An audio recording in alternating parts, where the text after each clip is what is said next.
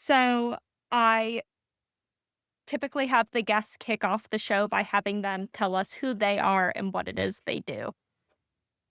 My name's Alicia Harlov, and I am a full-time hoof care provider in the northeast of Massachusetts, so right on the seacoast, right under Maine and New Hampshire. And I also own a hoof rehab facility where we take in horses that have a hoof-based lameness. So typically, I would say that 90% of the cases we take in are navicular related, but we've also taken in cases of laminitis, ring bone, mystery lamenesses where they couldn't figure out what was going on, chronic abscessing, and ligament injuries, tendon injuries that are based in the hoof. And Hmm. we rehab them to ideally soundness before they go back home to their owners. But a lot of times we just get them a good head start before they head home. Sweet. And I reached out to you like a couple weeks ago because I have gone down this laminitis negative palmar angle rabbit hole. We had a 7-year-old warm blood through not abnormally overweight. He's a hunter, so he's round, but not really what we'd say like metabolic. There are no fat pads on this one. And he just had a full blown laminitic episode. And it was not caught for 4 days because he didn't do any of the classic leaning back off the hooves. Like we thought he was tying up. And then he got diagnosed with navicular. Like they took x rays and they diagnosed it with navicular. And then 2 days later, he had to get both DDFTs cut to reduce the pain and, you know, yeah, it just ended up being, like, really traumatic, and I really haven't experienced any laminitis or anything in a horse ever, and so, 1, we didn't even know all the symptoms, but also numerous vets looked at this horse and didn't even suspect it was in the feet. So yeah, after that, I went down this super rabbit hole of all of that, and I was like, "I think I should just have Alicia back on to talk about the all of this stuff." And so, I guess to start, we should just talk about what is laminitis? Yeah. And what's so funny is I just actually recorded a podcast episode on this 2 days ago where that was my first question to the group I was interviewing. And laminitis, in its most essential definition, is inflammation of the lamina. So, itis is inflammation, and laminitis is inflammation of the lamina. The reason that isn't as simple as just blanket stating, defining that in every case, is that some forms of laminitis are not actually due to inflammation, but due to an elongation of the lamina. So we say Mm, laminitis and we say it's inflammation of the lamina, but really it can be a change in the lamina where the structure of the lamina is no longer strong. There's some compromise to it. The integrity has been compromised, mhm. and that can lead to a breakdown. So it's not always inflammation, but really it just means that there's something wrong with the lamina in the hoof, and that can lead to as catastrophic results if it's not dealt with. Yeah, what is the lamina? If I'm looking at the horse's hoof, can I see it? What is it? Yeah, so the lamina is inside the hoof, so you wouldn't be able to see it by looking at the hoof. It is the connection between the dorsal wall, the hoof wall of the horse, and the coffin bone. So there's an epidermal and dermal lamina that connect kind of like a zipper or like Mm, really strong Velcro, and they hold that coffin bone to the hoof wall and keep everything compact and tight and connected in that horse. And what's really amazing is this bond is so strong that it's essentially supporting the entire weight of the horse at any mhm. one time. What we can see as horse owners or anybody who picks up a hoof is the white line, which is the extension of the lamina connection past the coffin bone. So what grows down past the coffin bone is that white line connection that would be a projection of where that lamina is. And that's where you can see between the sole and the hoof wall that really small, it should be a small line unless there's some kind of compromise to that lamina connection that will project that idea of that connection down to the ground. So then how does all of this connect to, because it's the coffin bones that rotate, right? When a horse is going through full blown like laminitis. So what is the mechanism causing that? Is it just because these things become unstuck so it just falls, or is there something else happening inside of the hoof? Yeah, so that's a more complicated answer than even just saying that the coffin bone rotates. I'm smiling, like I smiled when you said that because I would say that there's even daily arguments about this kind of thing in farrier Mm, groups and between different kind of hoof care approaches. But really what's most commonly accepted that I would say in the veterinary world as well as the hoof care world is that there's two different kinds of rotation that can happen when we're thinking about founder. If we're thinking actually displacement of the hoof wall and the coffin bone. So we have what we would say is phalangeal rotation, which is what you're talking about, where we have a rotation of the coffin bone out of alignment with the short pastern bone and the long pastern bone. So P1, P2, and then P3 is the coffin bone. If those are all aligned, you could draw a straight line straight through the center of all the bones.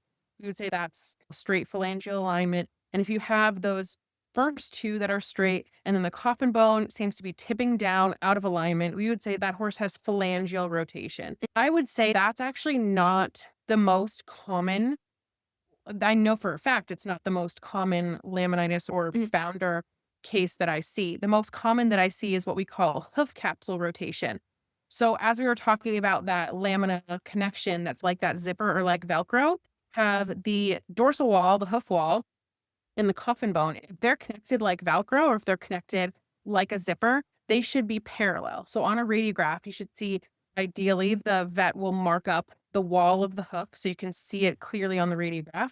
So you should see that line of the hoof wall, and then you should see the coffin bone, and they should be in the exact same parallel direction. A lot of times we might have that short pastern bone, long pastern bone, short pastern bone, coffin bone that might even be in a straight alignment. They're all lined up, but hoof wall has deviated away from the coffin bone. So that lamina connection has still been compromised. That lamina connection or the lamina might have elongated, like we were just talking about earlier, or it's just not connecting well and keeping those structures together.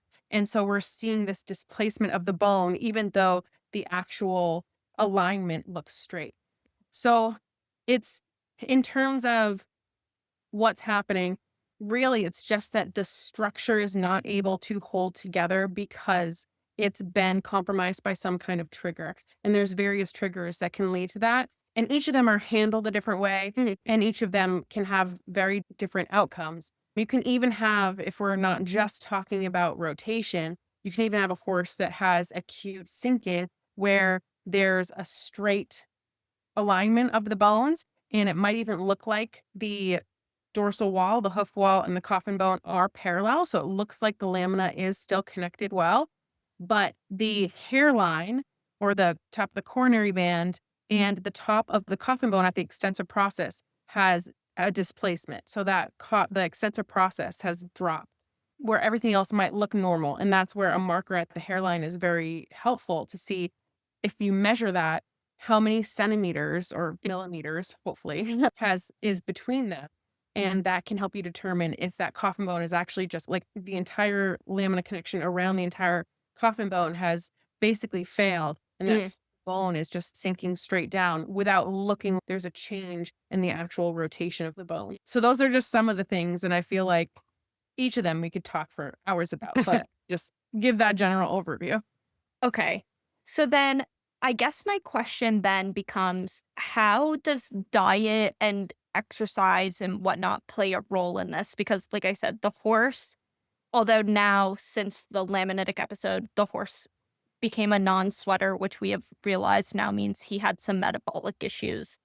But again, not once did a vet tell anyone that was the case. And I've had horses stop sweating because they go from living in New Hampshire to living in South Carolina, and just the shift in climate has for a season, they stop sweating, and these aren't metabolic. Yeah, I guess, what 2 parts. What are horses that are going through these issues most likely getting in their diet that's triggering them? And then post episode, what is the right diet for that type of horse. Yeah. When we're talking about laminitis in general, you're right. Like 90% of laminitic cases are due to a metabolic or endocrinopathic concern. So that is the vast majority of laminitis cases. And the very first thing, really, I would argue, I'm not a veterinarian, but I would argue that anytime a horse comes up lame, especially in the front feet, the first thing I want owners to do is pull blood work because Dr. Alicia Nolfi is a podiatrist that I've had on my podcast before, and she has said that assume everything is laminitis until proven otherwise. And because laminitis can be so devastating, if you catch it very early, you can keep that lamina connection strong and prevent further damage. So even if it seems like the horse is just barely changed in their attitude, maybe they're a little bit hesitant to pick up trot or a little hesitant to pick up canter. Or if you notice when you turn them out, normally the horse, when you let them go, will gallop off or canter away. If they're just kind of like walking off when you turn them out and there's just a change in their general demeanor, um, that can be something where there's some indication of inflammation in there. So if 90% of the laminitis cases that we see are metabolic, the fastest way to determine that is through blood work. And that would be testing non-fasted insulin. We have so much research that has just been published, even within the last few years, about proper ranges, and they're so much smaller than what we originally had thought.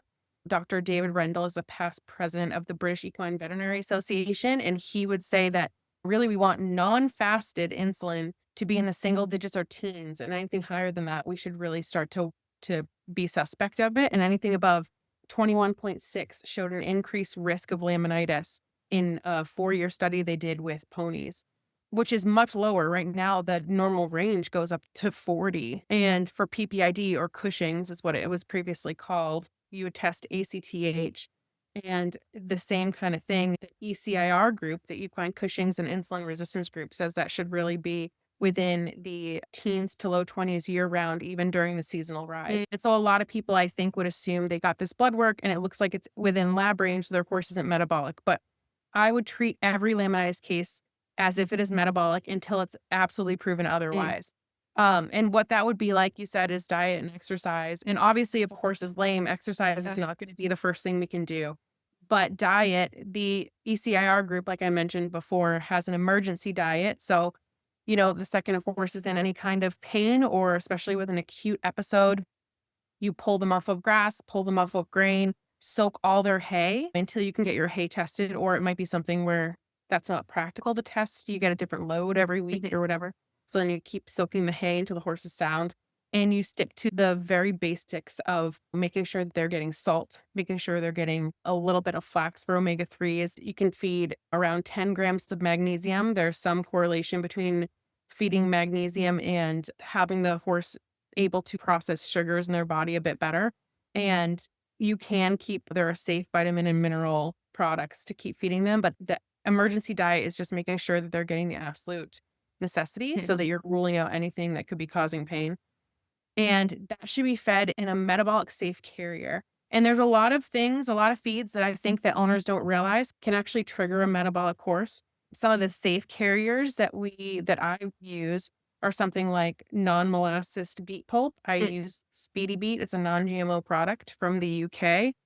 I've had really good results with that, and it tends to be a lot cleaner than some other beet pulp. And I'm not like sponsored by them, and I don't get paid by them. I just love the product. Yeah. Timothy Balance Cubes is a forage cube that's formulated by the some ECIR members that kind of looked into what they could do for a safe product. A grass hay pellet like Timothy grass or teff grass or orchard grass hay with nothing else in it. And some things that can be a sneaky trigger other than the sweet feed or molasses grain is some horses are incredibly sensitive to alfalfa. I've had some horses that on my property that can't even have a few bites of alfalfa pellets without becoming very footsore. I have horses that seem to have issues with soy or flaxseed, honestly, which is crazy because I never thought that would be an issue. If there's a feed that's more than 10% protein, can trigger some horses, excess protein in a very sensitive metabolic horse. Also excess fat, and that might seem obvious, but some people, especially if a horse has Cushing's or PPID, they might actually become a harder keeper and look a little thin or just not they don't have the fat pads that you'd Mm, assume in a metabolic horse. And so a lot of owners will think that they need extra calories, and the first thing that they might grab is an oil. Sometimes metabolic horses can't handle any oil. It's just too concentrated of a fat. mm, You're not feeding a large amount. So the ECIR emergency diet kind of strips away anything that could be causing those triggers if it is diet related. And once the horse is more comfortable, then you can start adding back things back in one by one to see if mm. any of those end up triggering the horse. Long term, if you want me to get into that. Yeah. Sorry, I know this is such a big topic, so we could. Yeah. So long term, if you do have a metabolic horse, unfortunately, really they should be completely off of grass, fresh grass pasture, not grass hay. There's a whole website called safergrass.org, which was created by Katie Watts, who did extensive testing on the safety of grass for her own metabolic horses. And she tested when the sugar levels were lowest and what conditions raised and lowered the sugar in the grass, such as mowing versus a drought season versus when it's been cold Mm, overnight or when it's been rainy, all these different things. mhm. If grass is in shade versus not in the shade. And so people can explore that if they really want to. But in most cases, I don't think that owners are going to be micromanaging their horse's grass turnout to that degree based on the weather and the time of Yeah. year. And so the easiest thing for owners, if they really want to prevent laminitis in the future, if their horse has had a metabolic concern, is to not ever have fresh grass again. Obviously, there are grazing muzzles as well. And if your only turnout is grass, I would prefer a horse to be outside than living in a stall. So there are ways that you can work to make sure that there's a less of a risk. The safest is to find a dry lot, build a Mm, track system, do something that the horse isn't grazing. I tend to encourage my metabolic horse owners to avoid grain and use something like one of those grass hay pellets with a vitamin mineral balancer. There's so many good ones. And really the best thing would be to test your hay and supplement what the hay is deficient in. If you can't do that, there's so many good ones on the market. There's Vermont Blend, there's Mad Barn products, there's Horse Tech has a lot of great ones, Arizona Copper Complete, Colorado Mix, Lone Star, Trace. There's California Trace Plus. There's just so many products now mm. that are made for with metabolic horses in mind, where there's not any added molasses or sugars, iron that can exacerbate that. And there's so many other like little nitty gritty things like the ECIR group has a lot outlined, but for example, a lot of metabolic horse owners avoid feeding glucosamine because injectable glucosamine seems to have an effect on insulin. And while it's not certain if that's true of orally fed glucosamine, some owners have anecdotally said that they've noticed that they've had sore horses when their horses are on glucosamine and then they're Interesting. fine when they're not. There's a lot of just little things like that where if a horse is really struggling after the very basics of removing the main triggers, Mm. then the ECIR group has a really great support system to try to find some of the other triggers that could be from diet. But obviously, it's not always diet related, and that's where it can get a little bit more tricky. Yeah. And yeah, we actually in South Carolina, we've been getting a lot of rain. And typically our grass is actually, unless you seed with rye, our grass is pretty low sugar. It's just coastal. And we've had an issue because we've gotten so much rain. We get our rain early in the mornings and then the sun comes out. And so the photosynthesis is creating more sugar in the grass. And so we're like, anytime now someone is coming to me with a random behavioral issue, I go, call the vet and get some blood work drawn because I'm not hecking around anymore. But Yeah. it's not typically something if you have even easy keepers, the grazing muzzle tends to keep everyone just because, and the grass doesn't grow all that great down here either. So once they eat it down, it's usually gone. But Yeah, you know what's so funny is that I have a client who snowbirds down in Florida over the winter, and mm, her metabolic horse is always fine out with a grazing, even sometimes without a grazing muzzle, grazing in Florida, and then up here, the second she comes mhm. back up, she's sore again. Not that I'm telling all the metabolic Yeah. owners to turn their phone on grass.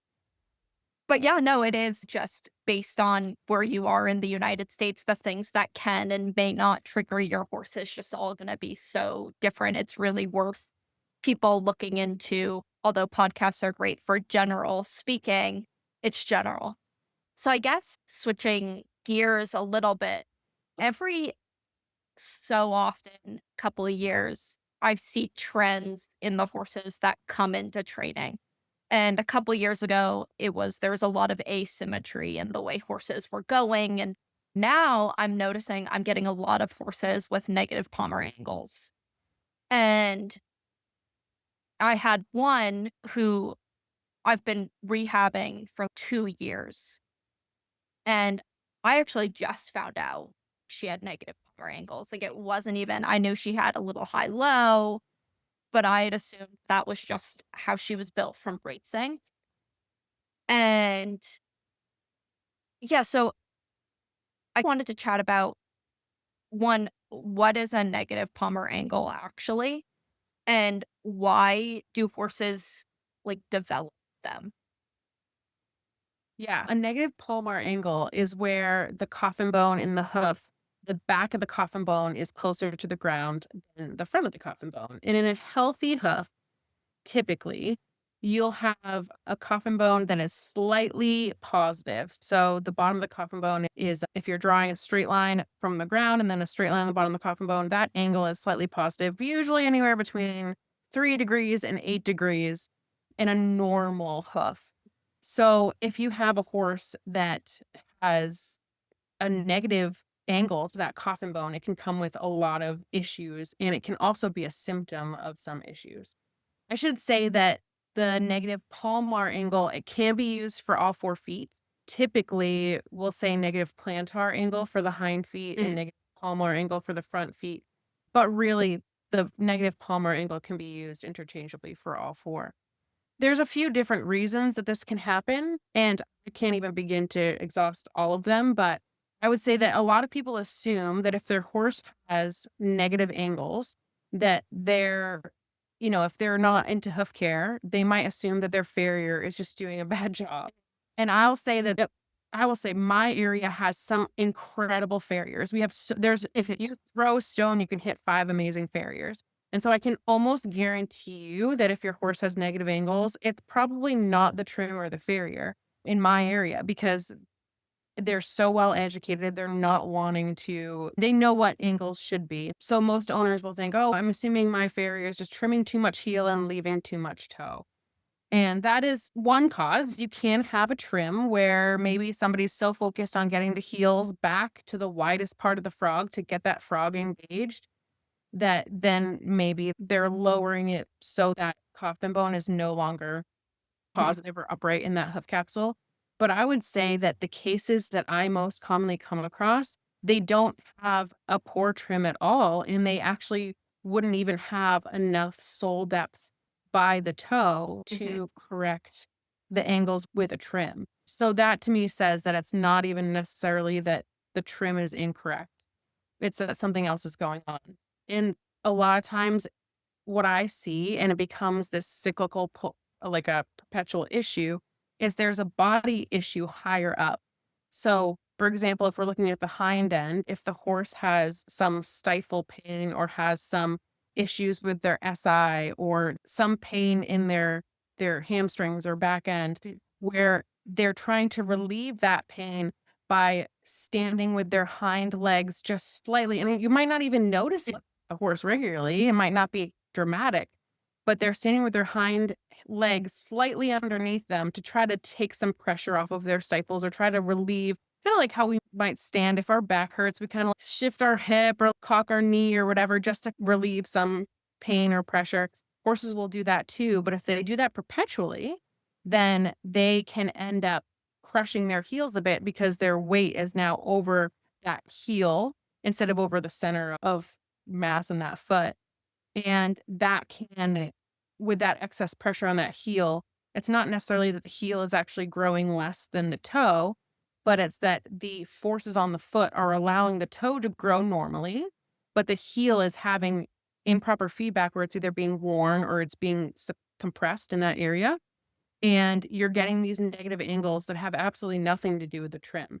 And just chasing the trim or just doing corrective shoeing and wedges will not ultimately get to the root cause of what's causing the pain, and you might end up having worsening issues over time. When really that horse needs a workup of its hind end higher up to see if they're, or body work or Mhm. stretching or something, or proper training where they're able to use their body more correctly and strengthen that hind end so that they're able to utilize it properly, stand better, have Mm. more postural rehab in there, and get their weight off of those heels and allow their hoof to grow in better. So I would say that that's one of the most common things I see. And often if I see a horse where even just looking at it, sometimes you can see their front of their hoof capsule might almost look like a bell, like it's bull-nosed. And that's one sign that coffin bone is tipped back. Or if you're looking at the hairline on the hoof, it might look like it's pointing straight up to the sky. And you Mhm. can assume that is showing that the heels are quite low in comparison to the toe. The first thing I'll tell owners is have a body worker out. Mhm. Let's look at some issues higher up in the hoof, higher up, sorry, in the body before we start running the whole, because you can chase your tail trying so many different shoeing packages. It's crazy how you can start trialing all these things when really it might just be that they need some really good body work. Yeah, as we wind this down, just a little anecdote, but I've had this mare for 2 years, maybe a little longer, and she came to me with the most bizarro shoeing setup I've ever seen, like hind shoes on the front feet and wedge pad on this foot and normal pad on this foot, and then pads behind and I go, "The pads behind are a little excessive. She should be able to, like, walk in 4 steel shoes relatively, what we're not that rocky here." And so she ended up pulling shoes constantly, and I couldn't figure it out to the point where, like, she would wear out the nail holes of the shoe, and the shoe would come off and all the nails would still be in her feet. Like, clearly some weird mechanical issue in the way this horse goes.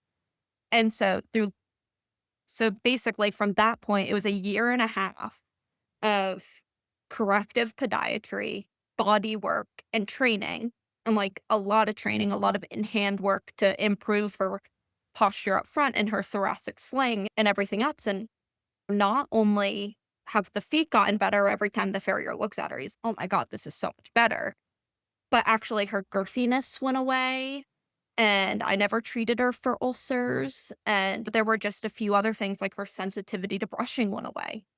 And just all of these things where you really start to realize how interconnected it really all is. And I think we hear the term no hoof, no horse quite a bit, but I don't know if people realize actually how much goes on in the feet and how much goes on in the body that correlate to the feet. And it's all just, yeah, but you totally can just chase your tail, try to figure out what the heck is wrong when it's, oh God, this horse just actually walks funny and we need to correct the way it walks. And, but yeah, it can be really hard when they're like ripping their foot off every 5 days because they're pulling a shoe. And, but yeah, so now she's just getting out competing now for the first time in a couple years because she's finally good. And it does take, she was a pretty extreme case, I think, but like it does take time. Yeah, And, absolutely. but yeah, this has been a very informative conversation. I feel like we touched upon a lot of stuff. How do people follow along with you and what you're doing and all of that good stuff? Yeah, so we have our social medias, the Humble Hoof across Instagram and Facebook, and then the Humble Hoof Podcast. I also have a podcast, and we only talk about hoof health and soundness. So if you're a little bit obsessed with that kind of stuff, we're coming up on 7 years Oh of my gosh, episodes. congratulations. It's insane. I can't even believe that I've been talking about hoofs for 7 years. Longer than that. It's just recorded.